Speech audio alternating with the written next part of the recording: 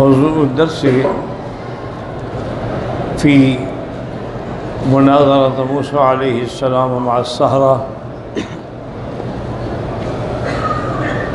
سورة طه، تفسیر ابن کثیر۔ الحمد للہ رب العالمین، والصلاة والسلام على اشرف الانبیاء وسید المرسلین سیدنا محمد وعلى آلہ واصحابہ اجمعین۔ اللہم صل علی سیدنا محمد وعلى آل سیدنا محمد کما صلیت علی ابراہیم وعلى آل ابراہیم فی العالمین انک حمید مجید۔ اعوذ باللہ من الشیطان الرجیم، بسم اللہ الرحمن الرحیم۔ قالوا یا موسیٰ اما ان تلقی و اما ان نکون اول من القا قال بل القوا فاذا حبالهم وعصیهم یخیل الیہ من سحرهم يخيل إليه من سحرهم أنها تسعى فأوجس في نفسه خيفة موسى قلنا لا تخف إنك أنت الأعلى وألق ما في يمينك تلقف وَأَلْقِ مَا فِي يَمِينِكَ تَلْقَفْ مَا صَنَعُوا إِنَّمَا صَنَعُوا كَيْدُ سَاحِرٍ وَلَا يُفْلِحُ السَّاحِرُ حَيْثُ أَتَى فَأُلْقِيَ السَّحَرَةُ سُجَّدًا قَالُوا آمَنَّا بِرَبِّ هَارُونَ وَمُوسَىٰ۔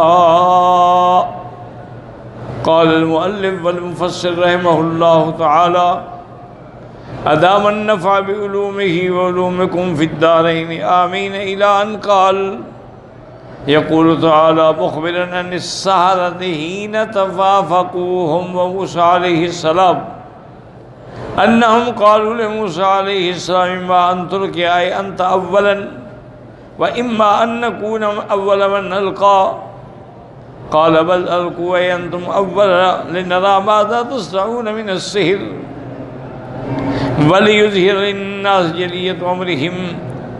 اب اللہ نے ان آیات میں خبر دی ہے کہ جب موسیٰ علیہ السلام اور جادوگر جمع ہو گئے میدان میں حسب وعدہ، تو انہوں نے موسیٰ علیہ السلام سے کہا کہ آپ پہلے ڈالیں گے کہ ہم ڈالیں؟ اور فرمایا نہیں، تم ڈالو تاکہ دیکھیں گے تم کیا دکھاتے ہو، لوگوں کو کیسے تمہارا معاملہ واضح ہو۔ فَإِذَا حِبَالُهُمْ وَعِصِيُّهُمْ يُخَيَّلُ إِلَيْهِ مِنْ سِحْرِهِمْ أَنَّهَا تَسْعَىٰ۔ اب انہوں نے جو رسیاں اور اپنی لکڑیاں ڈالیں تو لوگوں کو ایسے نظر آتا تھا کہ جیسے یہ چل رہی ہیں اور یہ سانپ ہیں۔ یاد رکھیں کہ جادو کا علم جو ہے وہ تو ہے، برحق ہے، علوم شیطانی میں ہے، لیکن علم ہے، اور جادو کا اثر بھی ہوتا، لیکن جادو سے کسی کی جنس بدل دی جائے، یعنی انسان کو نعوذ باللہ گدھا بنا دے، یہ نہیں ہو سکتا۔ اور بعض لوگ کہتے ہیں کہ جادو کا ایک علم یہ بھی ہے کہ وہ آنکھوں کے اوپر ایک قسم کا اثر ڈالتے ہیں، ہپنوٹائز کر دیتے ہیں، جو دکھانا چاہتے ہیں دیکھنے والے کو وہی نظر آتا ہے۔ تو بہرحال اس میں تو کوئی شک نہیں کہ جادو ایک علم ہے، لیکن علوم شیطانیہ سے ہے۔ اس کا پڑھنا، پڑھانا، سیکھنا، سکھانا، کرنا سب حرام نہیں بلکہ کفر کے درجے پہ ہے۔ حضور پاک نے فرمایا من تسحر وقد کفر، جو آدمی کسی پہ جادو کرتا ہے گویا وہ کفر کرتا ہے۔ اور یہ بھی صحیح احادیث میں ثابت ہے۔ یہ بہت سارے لوگ انکار کر جی نبی پہ جادو نہیں ہوا، نہیں، یہ غلط باتیں۔ نبی بھی انسان ہوتے ہیں، وہ بھی انسان ہیں، ان کے بھی تقاضائے انسانیت ہیں، ان کے اندر بھی بشریت ہے۔ انبیاء علیہم السلام کھاتے ہیں، پیتے ہیں، شادی کرتے ہیں، ان کے بھی دکھ ہیں، سکھ ہیں، غم ہیں، غم ہے، خوشی ہے۔ تو اسی طرح انبیاء پر بھی جادو ہو سکتا ہے، اور میرے آقا پہ جادو کیا گیا جو صحیح حدیثوں میں ثابت ہے۔ یہ محبت نہیں کہ جو چیز حدیث میں ثابت ہو اس کا بھی انکار کر دو، اور جی نہیں حضور پہ جادو کیسے ہو گیا؟ بھئی حضور کے دندان مبارک کیسے شہید ہو گئے؟ اگر دندان مبارک شہید ہو سکتے ہیں، حضور کے رخسار زخمی ہو سکتے ہیں، حضور صلی اللہ علیہ وسلم کو موت کے وقت میں بخار کی اتنی شدت ہو سکتی ہے کہ 6-7 ٹھنڈے پانی کے مشکیزیں ڈالتے تھے، تھوڑا افاقہ آتا تھا، پھر بخار کا جوش چڑھ جاتا۔ اور حضور پاک صلی اللہ علیہ وسلم کو موت کے وقت میں سکرات کی تکلیف ہو سکتی ہے، تو جادو کیوں نہیں ہو سکتا؟ اللہ کے پیغمبر دعائیں مانگ رہے تھے، اللہم اعنی فی سکرات الموت، اللہم اعنی فی سکرات الموت، یا اللہ اس وقت میری مدد فرما۔ اور اسی طرح پیغمبر پہ زہر کا بھی اثر ہوتا ہے کہ حضور پاک نے اس وقت فرمایا کہ عائشہ ھذا انقطاع اوان ابہری من سم الذی اکلت بخیبر، کہ خیبر میں جس عورت یہودیہ نے مجھے زہر دی تھی، تو یہ اس زہر کا اثر ہے جو آج ظاہر ہوا ہے، اور میری آنتیں مبارک کٹ رہی ہیں اس زہر کے اثر سے۔ تو زہر کا اثر بھی آپ پہ ہو سکتا ہے۔ تو اصل یہ تھا کہ یہودیوں نے مل کے کوشش کی کہ حضور پاک صلی اللہ علیہ وسلم پہ جادو کیا جائے۔ تو لبید ابن الاعصم ایک بہت بڑا ان کا جادوگر تھا، اس کی لڑکیاں جو ہیں وہ بھی جادو کرتی تھی۔ تو پہلے تو لڑکیوں نے کوشش کی جادو کرنے کی، لیکن وہ کامیاب نہ ہوئی۔ پھر یہودیوں نے لبید ابن الاعصم سے کہا کہ ہم تمہیں اتنا پیسہ دیں گے، اتنی دولت دیں گے، تو خود جادو کرو۔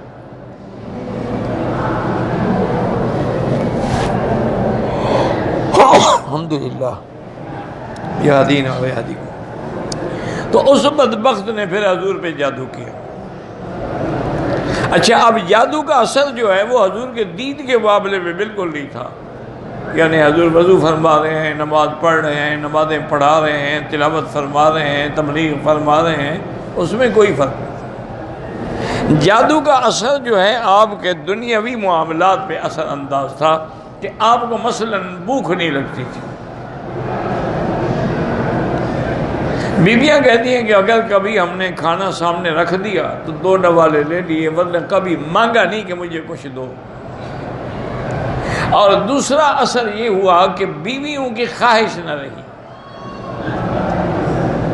آج کل بھی اکثر جادو یہی ہوتے ہیں جو یفرقون بین المرء وزوجہ، میاں اور بیوی میں جادو کر کے فتنہ کرتے ہیں جادوگر، تاکہ آدمی جو ہے اس کی بندش ہو جاتی ہے، وہ اپنی بیوی کے پاس جانے کے قابل ہی نہیں رہتا، یا بیوی پہ بندش ہو جاتی ہے، اس کو اپنے خاوند کا ملنا پسند نہیں آتا، آہستہ آہستہ نفرتیں بڑھتی ہیں، انجام پھر علیحدگی ہوتا ہے۔ تو حضور پاک میں یہ اثر ہوا تھا کہ آپ کو اپنی خواہشات جو تھیں نا یہ ازواج مطہرات کی، وہ ختم ہو گئی۔ کافی عرصے تک جادو کا اثر رہا۔ ایک دن حضور پاک فرماتے ہیں کہ میں سو رہا تھا کہ جبریل اور میکائیل دونوں فرشتے آئے، ایک میرے سرانے کی طرف کھڑا ہو گیا، ایک میرے پاؤں کی طرف کھڑا ہو گیا، اور سرانے والے نے اس سے پوچھا، پاؤں والے نے اس سے پوچھا کہ ما بہذا الرجل، اس بندے کو کیا تکلیف ہے؟ تو اس نے کہا کہ مطبوب، یہ مسحور ہیں، ان پہ جادو کیا گیا ہے۔ انہوں نے کہا من طبہ، کس ظالم نے جادو کیا؟ اس نے کہا لبید ابن الاعصم نے۔ انہوں نے کہا کس چیز میں جادو کیا گیا؟ انہوں نے کہا فی مشتن و مشاطۃ۔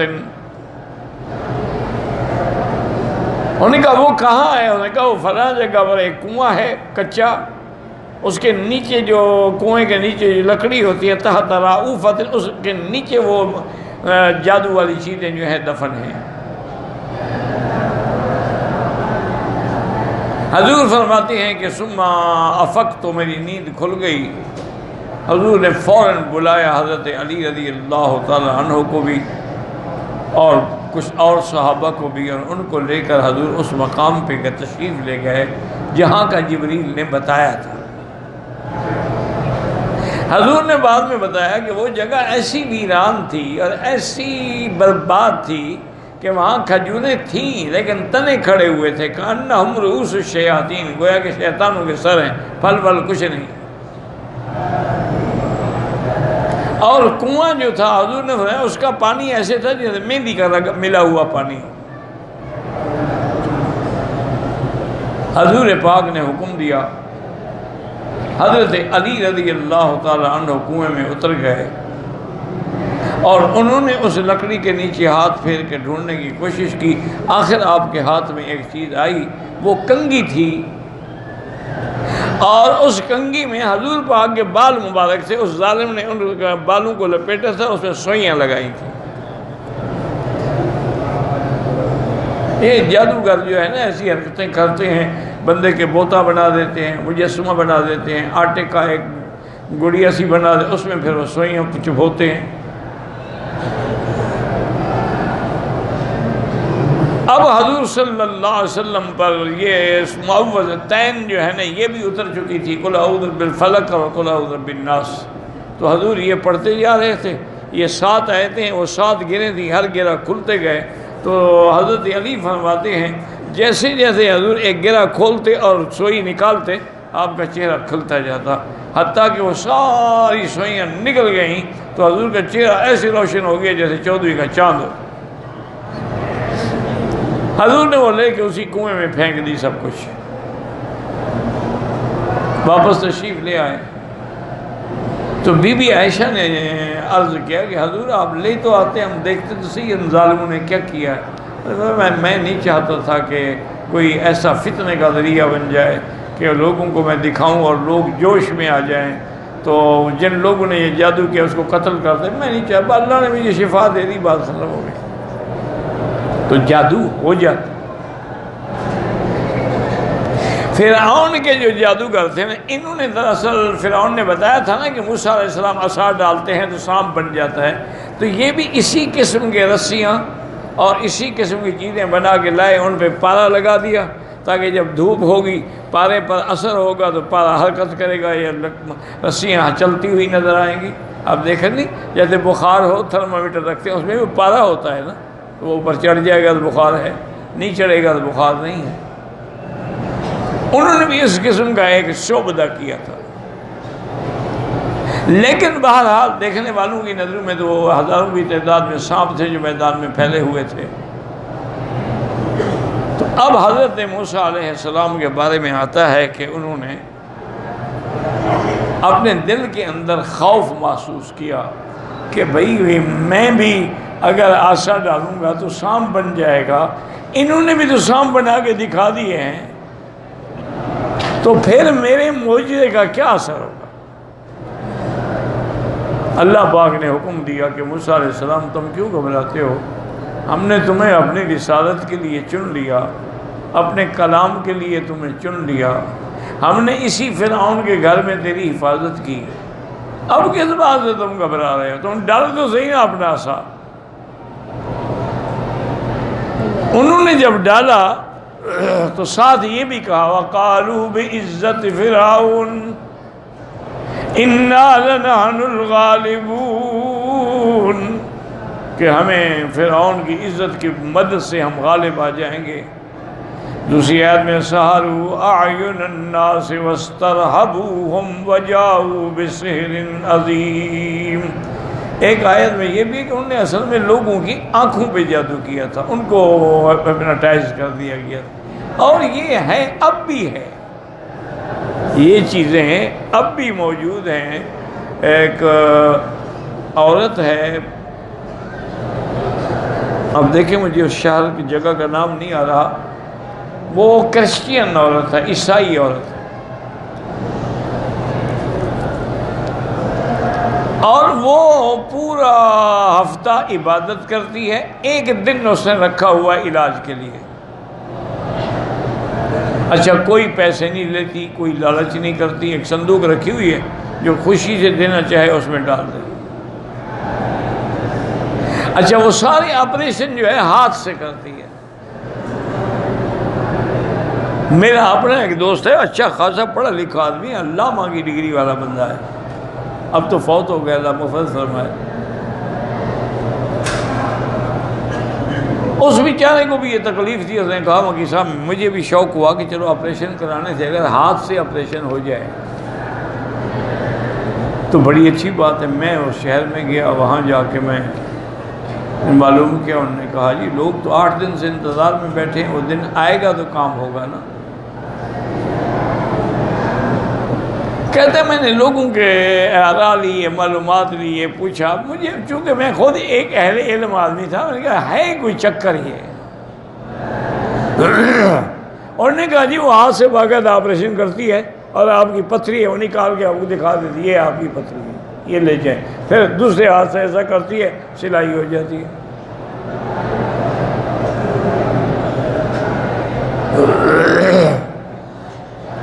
وہ کہتے ہیں کہ میں نے بہرحال وہاں آیت الکرسی پڑھنی شروع کی. جب میرا نمبر آیا اس نے مجھے دیکھا اور کہا کہ میں آپ کا علاج نہیں کر سکتی.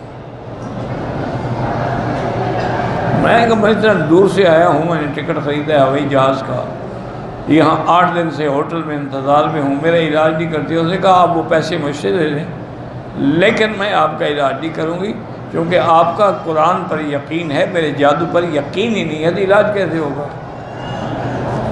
آپ تو اب بھی قرآن پڑھ رہے ہیں. میں نے کہا میں پڑھتا رہا ہوں، اگر انسان کو ڈر نہیں لگتا کہ اس کو کوئی چیز آ جائے. اور نے کہا بہرحال میں آپ کا علاج نہیں کر سکتا.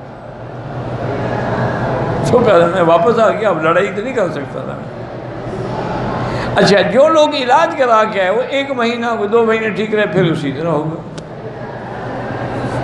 جب تک اس کے جادو کا اثر رہا انہوں نے محسوس کیا کہ ہم ٹھیک ہیں.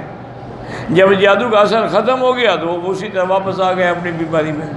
کہتے میں نے اللہ کا شکر ادا کیا کہ چلو میں اس کے دھوکے میں نہیں آیا. تو اسی لیے جادو تو ہوتا ہے، دھوکہ دیا جاتا ہے. بعض لوگ آنکھوں پہ کرتے ہیں، اسی چیز پہ بھی جادو کرتے ہیں. حضرت کعب احبار خود فرماتے تھے، وہ کہتے تھے کہ مجھے اللہ نے یہ جو حضور پاک نے کلمات سکھائے ہیں، اعوذ بکلمات اللہ التامہ من شر شیطان وہامہ، اعوذ بکلمات اللہ التامات من شر ما خلق، اعوذ بکلمات اللہ التامہ من شر کل شیء. یہ سارے کلمات اگر حضور مجھے یہ نہ سکھاتے نا، یہ تو مجھے گدھا بنا دیتے جادو کر کے یہودی جو میرے دشمن ہیں.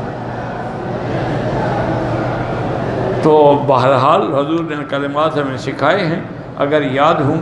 اچھا ایک بات یاد رکھو، چونکہ بعض دعائیں مشکل بھی ہوتی ہیں. اعوذ بکلمات من شر ما خلق وزرع وبرع من شر ما تارک یطلب اللہ بخیر یا رحمان، اعوذ بکلمات اللہ التامہ من شر شیطانہ ونفسہ. تو یہ مشکل بھی ہوں تو آپ ایک بات یاد، بس صرف درود شریف پڑھا کریں. ہر چیز کا علاج درود شریف سے ہو جائے گا انشاءاللہ. جتنا ہو سکے چلتے پھرتے اٹھتے بیٹھتے، طواف میں صفا میں، وضو ہے نہیں ہے، عورت پاک ہے نہ پاک ہے، درود شریف پڑھتے رہو. ایک آدمی نے علامہ اقبال سے پوچھا تھا کہ بھائی تمہیں یہ مقام کیسے مل گیا؟ علامہ اقبال تو بڑا مست کلندر قسم کا آدمی تھا نا جی، شراب بھی پیتا تھا، نشے بھی کرتا تھا، پتہ نہیں کیا کیا نہیں کرتا تھا. اس کے عشق کی داستانیں بھی بڑی مشہور ہیں، کتابوں میں ابھی تک لکھی ہوئی ہیں. تو پھر یکدم ایک آدمی کیسے پلٹا کھا گیا کہ وہ دین کی طرف آ گیا. تو انہوں نے پھر خود بتایا کہ ایک تو علامہ انور شاہ کشمیری کی دعا ہے، اور دوسرا مجھے کسی نے کہا تھا کہ اگر تم 1 کروڑ دفعہ درود شریف پڑھ لو تو اللہ سے جو مانگو گے تمہیں ملے گا. تو میں نے باقاعدہ 1 کروڑ دفعہ درود شریف پڑھا. روزانہ میں 5000 10,000 5-10,000 کر کے پڑھتا تھا. تو 1 کروڑ پڑھنا کون سا مشکل تھا. تو میں نے دعا مانگی کہ یا اللہ میرا یہ فکر، میرا دماغ، میری شعر و شاعری یہ سب اب تیری دین کے کام آنی چاہیے، ورنہ کیا فائدہ. تو اللہ نے یکدم میرا رخ بدل دیا. تو بہرحال اس کا ایک نہیں لاکھوں لوگوں نے تجربہ کیا ہے. کہ جو بالکل لا علاج بیماریاں تھیں نا، بس درود شریف پہ یقین کر کے انہوں نے پڑھنا شروع کیا تو اللہ نے شفا دے. اب اس کے بعد فرماتے ہیں وقال هاهنا فإذا حبالهم وسيهم يخيل إليه من سحرهم أنها تسعى. اب مفسر کہتے ہیں ذالک انہم اودعوها من الزئبق، انہوں نے اس پہ پارا لگایا ہوا تھا. ما كان تتحرك بسببه وتضطرب وتميل، حرکت اس وجہ سے کرتی تھی بحيث يخيل للناظر انها تسعى باختيارها، دیکھنے والا یہ سمجھتا تھا کہ وہ خود بخود چل رہی ہیں، دوڑ رہی ہیں. وَإِنَّهَا كَانَتْ حِيلَةً وَكَانُوا جَمًّا غَفِيرًا وَجَمْعًا كَثِيرًا، بہت بڑی مخلوق تھی. فَأَلْقَىٰ كُلٌّ مِّنْهُمْ عَصَاهُ وَحَبْلًا حَتَّىٰ صَارَتْ بَعْضُهَا مَلَأً حَيَّاتٍ يَرْكُضُ بَعْضُهَا بَعْضًا. سب نے اپنی رسیاں ڈالی اور سب سانپ بن گئے. اتنی تعداد تھی کہ ایک دوسرے کے اوپر چڑھے ہوئے تھے. وَقَوْلُوا فَأَوْجَسَ فِي نَفْسِهِ خِيفَةً موسیٰ اے خاف علی الناس یغدروا بسحرہم ویغتروا بہم قبل ان یلقی ما فی یمینہ. اب حضرت موسیٰ کے دل میں خوف پیدا ہوا کہ لوگ کہیں ان کے دھوکے میں، جادو کے فتنے میں نہ آ جائیں. فاوحی اللہ تعالی فی الساعۃ الراہنۃ القی ما فی یمینک یعنی عصاک، اللہ نے اسی وقت وحی بھیجی کہ تم اپنے ہاتھ میں جو عصا پکڑے ہوئے اس کو پھینکو.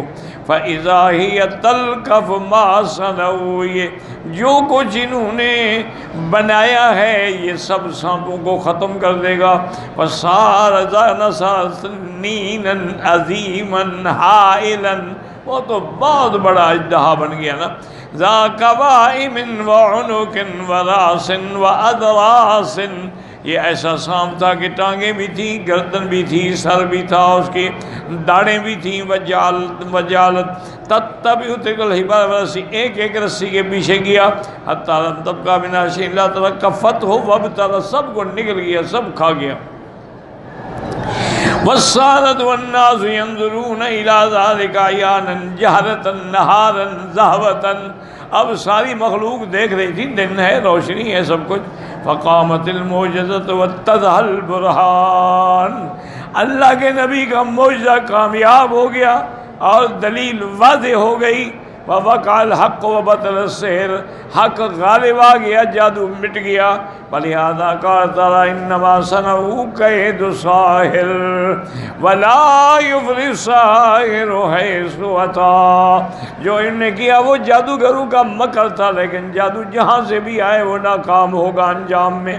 وقال نبی حاتم حدثنا ابی قال حدثنا محمد بن موسى الشیبانی قال حدثنا احمد بن خالد قال حدثنا ابن معاذ قال احسب الصائغ عن الحسن عن جندب بن عبد الله البجلی رضی اللہ تعالی عنہ قال قال رسول اللہ اذا اخذتم یعنی الساحر، اگر تم کسی جادوگر کو پکڑ لو تو فقط اس کو قتل کر دو.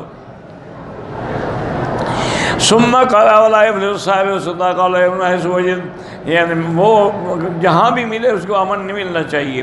وقد روا اصله الترمذی موقوفا مرفوعا عن بعض السحرة شاهدوا، اب جب جادوگروں نے اپنے آنکھوں سے یہ سب کچھ دیکھ لیا، ولم خبرۃ بفنون السحر، ان کو چونکہ جادو کے علم تھا، وطرقہ وجوہ علموا علم الیقین، اب ان کو پکا علم ہو گیا کہ یہ جادو نہیں، یہ موسیٰ علیہ السلام کا معجزہ ہے.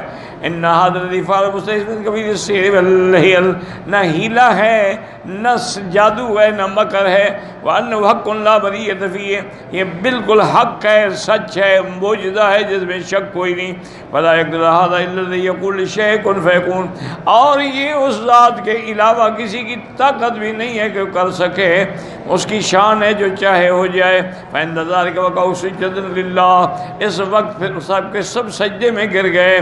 وقالوا آمنا برب العالمین رب موسیٰ و ہارون، ہم ایمان لے آئے موسیٰ علیہ السلام اور ہارون کے رب پر. وقابل هذا قال ابن عباس وعبید بن كانوا اول النهار سحرة، پہلے دن کے حصے میں جب آئے تو جادوگر تھے. وفی آخر النهار شہداء بررہ، اور شام کو ماشاءاللہ وہ نیک بھی ہو گئے اور شہداء میں بھی آ گئے. قال محمد کانوا 80,000 80,000 آدمی تھا.